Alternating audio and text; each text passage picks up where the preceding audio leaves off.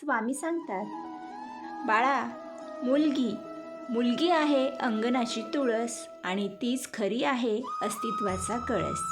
अवधूत चिंतन श्री गुरुदेव दत्त श्री सद्गुरू स्वामी समर्थ.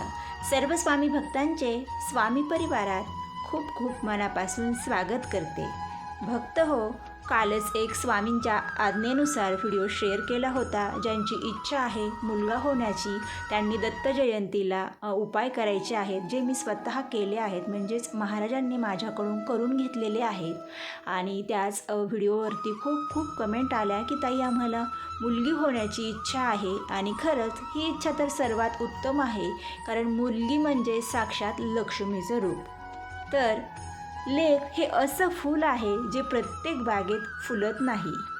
माझ्या बागेत फुललं यासाठी गुरुदत्त स्वामी महाराज, मी तुमची आभारी आहे. आणि भक्त हो, मलासुद्धा पहिली मुलगी आहे. मुलगी होण्यासाठी मी पहिल्या वेळी फक्त एक देवाला प्रार्थना केली होती की मला मुलगा कसा का होईना हुशार व्हावा, आयुष्यमान व्हावा.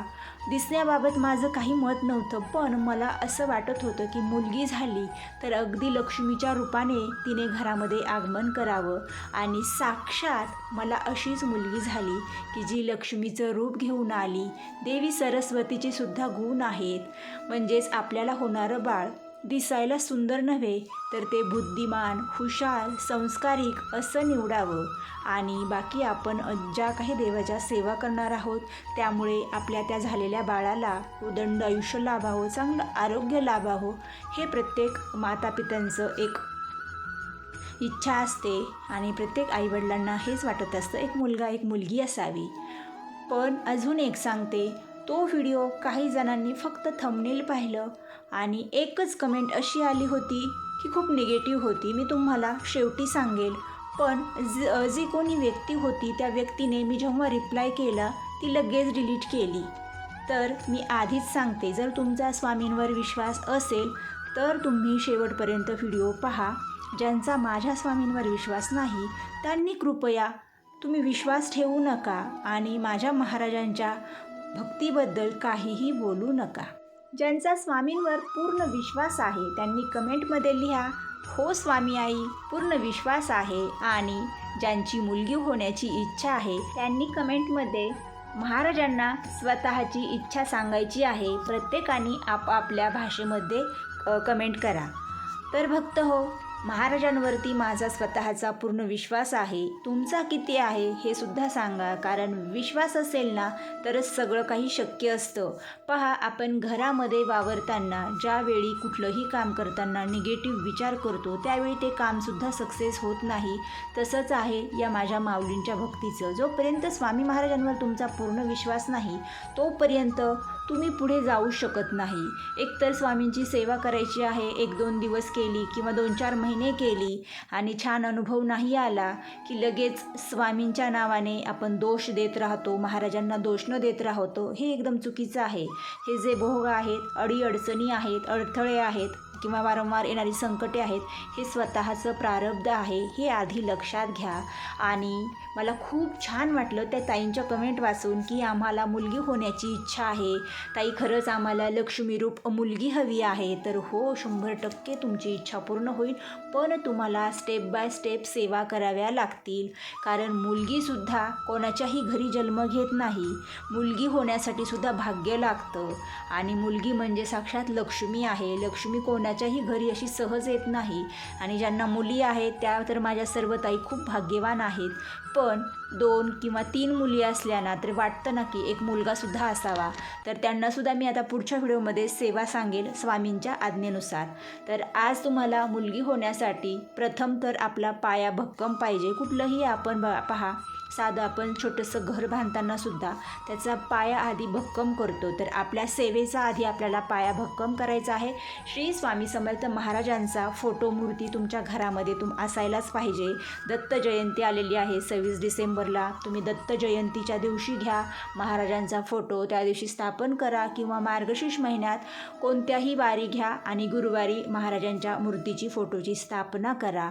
तुमच्या घरामध्ये महाराजांचा ज्यावेळी फोटो येईल तेव्हा समजा की तुम्ही खरे भाग्यवान आहात, कारण महाराज कोणाच्याही घरी सहज जात नाहीत किंवा कोणालाही संधी देत नाहीत त्यांच्या सेवेची. तर मी जास्त काहीच बोलत नाही, फक्त सेवा सांगते तुम्हाला.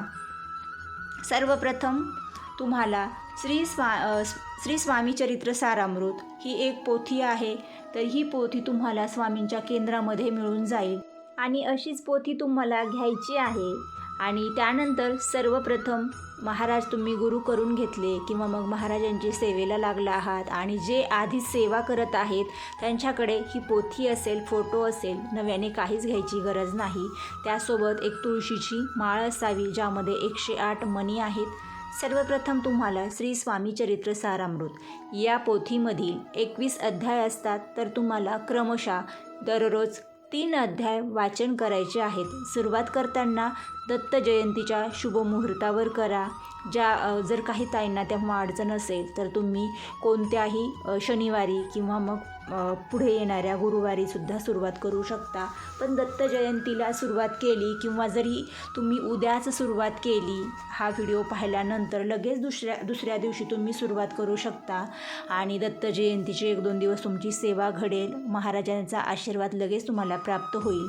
सर्वप्रथम 3 अध्याय श्री स्वामी चरित्र सारामृत पोथीमधील तुम्हाला वाचन करायचे आहेत. 108 मण्यांची जी माळ असते म्हणजे त्या माळेचे तुम्हाला 11 माळ जप करायचा आहे. आता तुम्ही म्हणाल 11 माळ जप करण्यासाठी खूप वेळ लागतो. सुरुवातीला थोडासा वेळ लागतो पण नंतर नाही लागत.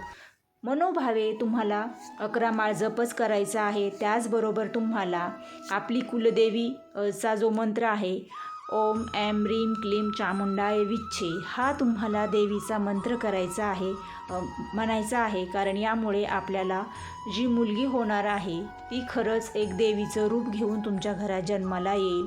त्याचबरोबर दर गुरुवारी तुम्हाला माता लक्ष्मीचं सुद्धा श्री सुक्तम हे म्हणूनच देवी लक्ष्मींना अभिषेक घालायचा आहे. आणि देवी लक्ष्मींना दर गुरुवारी तुम्हाला तुमची इच्छा सांगायची आहे. कारण जर तुमच्या घरामध्ये तुम्हाला लक्ष्मीचं रूप घेऊन मुलगी जन्माला यावी वाटत असेल तर हा उपायसुद्धा करायचा आहे. सेवा करण्यासाठी जास्त वेळ लागत नाही. आपण ऐकल्यानंतर असं वाटतं की खूप वेळ लागेल, पण एकदा का सवय झाली ना की खूप फास्ट सेवा होऊन जातात. साक्षात महाराज तुमच्याकडून करून घेतात. जास्तीची सुद्धा तुमची 4 कामे होतील, मी तुम्हाला खात्री देते. स्वतः माझा अनुभव आहे. आता हा तुमचा पाया झाला. श्री स्वामी चरित्र सारामृत पोथीचे 3 अध्याय क्रमशः वाचन करायचे आहेत. त्याचनंतर तुम्हाला महाराजांचा 11 माळ जप करायचा आहे. तुम्हाला 1 वेळा तारक मंत्र म्हणायचा आहे आणि तारक मंत्र म्हणत असताना 1 ग्लास ठेवायचा आहे, अगरबत्ती लावायची आहे आणि त्याची रक्षा ग्लासमध्ये पडेल अशा पद्धतीने तो ठेवायचा आहे. तारक मंत्र म्हणून झाला, पूर्ण सेवा म्हणून झाल्यानंतर तुम्हाला ते पाणी स्वतः आणि तुमच्या मिस्टरांना पिण्यास द्यायचं आहे. म्हणजे तुम्ही ते अमृत म्हणून प्यायचं आहे. यामुळे सुद्धा तुमची जी इच्छा आहे ती इच्छा हळूहळू महाराज पूर्ण करतात. आणि सर्वात आधी तुम्ही ही सेवा का करत आहात किंवा महाराजांना तुमची इच्छा सांगायची आहे की मला मुलगीच पाहिजे. आणि दररोज इच्छा सांगू नका, एक दिवशी सांगा. पुन्हा दररोज तुमची सेवा चालू ठेवा. येणाऱ्या प्रत्येक गुरुवारी जरी महाराजांना आठवण करून दिली किंवा जशी मुलगी पाहिजे तिच्याबद्दल थोडंसं वर्णन केलं, म्हणजे आपण म्हणतो ना, हुशार पाहिजे, गुणवान पाहिजे, संस्कारिक पाहिजे, आयुष्यमान पाहिजे, जे जे तुमची इच्छा आहे ते तुम्ही सांगा. तुम्हाला ही सेवा फक्त हा पाया आहे. त्याचबरोबर तुम्हाला श्री स्वामी चरित्र सारामृत पोथीचे 108 पारायणे करायची आहेत. आता तुम्ही 1-2 केले किंवा 7 झाले आणि प्रेग्नेंट राहिलात, त्यानंतर तुम्ही 21 जरी केले तरी चालतील. कारण प्रेग्नेन्सीमध्ये स्वतःची काळजी घेणंसुद्धा खूप महत्त्वाचं असतं. आता त्यानंतर श्री गुरुचरित्र या पोथीचे 7 पारायण करायचे आहेत. मनोभावे सेवा करायच्या आहेत. सेवेचे नियम, सेवेची मांडणी कशी करायची याची माहिती मी आधीच दिलेली आहे. आणि ते व्हिडिओ पाहिले नसतील तर कमेंट बॉक्स आणि डिस्क्रिप्शनमध्ये ते व्हिडिओ देईल. त्यानुसार तुम्ही मांडणी करा, ते नियम पाळा आणि त्यानुसार तुम्ही श्री गुरुचरित्र पोथीचे पारायण करा. आधी सांगितलेली सेवा ही नित्य सेवा आहे. महाराजांची दररोज अशी नित्य सेवा करायची. या व्यतिरिक्त डीपमध्ये माहिती पाहण्यासाठी मी व्हिडिओ पोस्ट केलेला आहे, त्याची लिंक देईन. त्यानुसार तुम्हाला आरतीसह स्वामींची नित्यसेवा करायची आहे आणि ही सेवा प्रत्येक घरात असावी, जी साधी आणि सोपी आहे. या सेवेमुळे महाराजांची अखंड कृपा प्राप्त होते. मी स्वतः अनुभव घेतलेले आहेत आणि म्हणूनच हे मी तुम्हाला सांगते. तर स्वामी महाराज नेहमीच सांगतात, बाळा, आधी तू तुझ्या कुलदेवांची सेवा कर, कुलस्वामींचा आशीर्वाद घे, मगच तुझी सर्व कामे पूर्ण होतील आणि फळ मिळेल.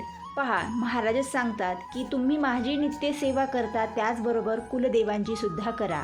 तर तुमची कुलदेवी कोणती आहे हे तुम्हाला माहीत असायला पाहिजे. ज्यांना माहीत असेल त्यांनी कमेंटमध्ये सांगा. आणि आता कुलदेवीसाठी सेवा करायची आहे. तुम्हाला येत्या मंगळवारपासून मंगळवार सुरू करायचे आहेत आणि 11 मंगळवार करायचे. 11व्या मंगळवारी त्याचं उद्यापन करायचं आहे. तर उद्यापनाला तुम्हाला 5 किंवा 7 सुवासिनी महिला किंवा मुली जेवू घातल्या तरी चालेल. त्यांना साधा अगदी स्वयंपाक करून त्यांना जेवण द्यायचं आहे आणि यथाशक्ती तुम्हाला जे काही द्यायचं असेल, मुलींना ज्या उपयोगी पडतील अशा वस्तू ते द्या. नाही दिलं तरी चालेल, फक्त त्यांना जेवण घालून एक सवाष्णी जेवू घातल्या आपल्याला, असा हा उद्यापनाचा कार्यक्रम करायचा आहे, साधा आणि सोपा. तर हे मंगळवार ज्या दिवशी धरायचे आहेत त्या दिवशी देवघरामध्ये छानशी पूजा करायची. आई तुळजाभवानी म्हणजे तुमची जी देवी आहे त्या देवीच्या फोटोची पूजा करायची. टाक असेल टाकाची करा, मूर्तीची करा आणि देवीला लाल फूल वाहायचं आहे. त्याचबरोबर तुमची इच्छा देवीला सांगायची आहे, संकल्प करायचा आहे. आता बऱ्याच जणांना माहीत नसतो संकल्प कसा करायचा. तर एक ताट घ्यायचं, त्यामध्ये स्वतःचा एक उजवा हात धरायचा आणि ग्लासात पाणी घ्यायचं. डाव्या हाताने 3 पळ्या पाणी उजव्या हातात घ्यायचं, त्यामध्ये एक लाल फूल घ्यायचं आणि थोड्याशा अक्षदा टाकायच्या आणि तुमची इच्छा देवीला सांगायची आणि तामणामध्ये हातामधील पाणी सोडून द्यायचं. त्यावेळी देवीला मनोभावे सांगा की मला माते, तुझ्याच रूपाने माझ्या घरी तू जन्म घे. तर अशी तुम्हाला जशी नवस तुम्हाला जसा करता येईल तसा नवस करा. देवीला नवस बोला आणि मी तो फेडण्यास येईल. ज्यावेळी तुम्हाला मुलगी होईल, ती 1 वर्षाची झाल्यानंतर तुम्ही स्वतः त्या बाळाला घेऊन देवीच्या दर्शनाला घेऊन जा, असा तुम्हाला नवससुद्धा करायचा आहे. त्याचबरोबर प्रत्येकाला पंचमहायज्ञ करायचा आहे. पंचमहायज्ञ कसं करायचं हे तुम्हाला माहीत असेल. ज्यांना माहीत नाही त्यांच्यासाठी सकाळी गॅस पेटवला की एक कागद घ्या, त्याला थोडंसं तूप लावा आणि तो कागद गॅसवरती धरायचा आहे, पेटवायचा आहे आणि आपल्या किचन ओट्यावर जिथे रिकामी जागा आहे त्या ठिकाणी स्वाहा करून तो पेटता कागद ठेवून द्यायचा. त्यानंतर तुम्हाला दररोज सकाळी जे काही आपण भाजी चपाती बनवतो, तर चपाती भाकरीचा ताजा अन्नाचा घास तुम्हाला गाईला खाऊ घालायचा आहे आणि मुंग्यांना थोडीशी भिंतीच्या कडेला साखर टाकायची आहे. त्याचबरोबर कावळ्यासाठी छतावरती घास ठेवायचा आहे आणि जे कोणी तुमच्या घरी येतील त्यांना चहा करा किंवा लहान मुले आली तर त्यांना चॉकलेट द्या. असं हे पंचमहायज्ञ दररोज करायचं आहे. आता तुम्ही म्हणाल आम्ही खूप बिझी असतो, एवढं होत नाही, पण यामधील जे जे शक्य होईल, जसं होईल शक्य तसं करा. कंटिन्यू नाही झालं तर आठवड्याच्या 1 दिवशी झालं तरीसुद्धा ठीक आहे, काही हरकत नाही. पण नित्यसेवा करायची आहे, गुरुचरित्राची 7 पारायणे करायची आहेत. त्याचबरोबर स्वामीचरित्र सारामृतचे तुम्हाला 51 पारायणे करायचे आहेत. पण 21 तुम्हाला सलग करायचे आहेत आणि राहिलेले तुम्ही 7, 11 अशा पद्धतीने केले तरी चालतील. पण एका बैठकीत 21 पारायणे तुम्ही आधी करायचे आहेत आणि पंचमहायज्ञ. तर अशा ह्या सेवा करायच्या आहेत. मंगळवारचं हे नवसाचं व्रत तुम्हाला करायचं आहे. यामुळे तुम्हाला 100% मुलगी होईल. आता राहिला माझा अनुभव, तर मी स्वतः माझं लग्न झाल्यानंतर 1-2-3 महिन्याने प्रेग्नेंट राहिले आणि त्यावेळी असं काही वाटलं नाही काय होईल किंवा कसं होईल, काहीच नसतं पहिल्या वेळी. आणि मी फक्त माझ्या जाऊबाईंचा अनुभव ऐकला होता की त्यांची दुसऱ्या वेळी त्यांना मुलगी झालेली आहे. त्यावेळी त्या बोलल्या होत्या की मी वैष्णवदेवीला नवस बोलले होते. तर मी सुद्धा त्या वैष्णवदेवीला नवस बोलले. जे पुण्यामध्ये वैष्णवी मातेचं मंदिर आहे त्या ठिकाणी मी सुद्धा त्यांच्यासोबत गेले आणि तिथेच मी त्या देवीला बोलले होते की मला मुलगी झाल्यानंतर मी 1.25 किलो जिलेबी याच मंदिरात येऊन इथे वाटेल किंवा मग अजून काही असा मी नवस केला होता, 5 नारळाचं तोरण बांधेल वगैरे. तर हा नवससुद्धा मी मुलगी झाल्यानंतर 1-1.5 वर्षाने तो फेडला. तर माझा अनुभव आहे. मी वैष्णवी मातेला नवस केला होता. तुम्ही तुमच्या घरातील लक्ष्मी देवीला जरी नवस केला असा तरीसुद्धा चालेल आणि तुमच्या आसपास महालक्ष्मीचं मंदिर असेल त्या ठिकाणी जाऊन फेडला चालेल किंवा तुमच्या कुलदेवीच्या ठिकाणी जाऊन फेडला तरी चालेल. तर अशी सेवा करायची आहे. शेवटी तुमची श्रद्धा महत्त्वाची आहे. या सेवा करा आणि जर तुम्ही नाही विश्वास ठेवला ना तर मग काहीच होणार नाही. विश्वास ठेवा. यामधील अर्ध्या सेवा झाल्या तरीसुद्धा तुम्हाला मुलगी होईल.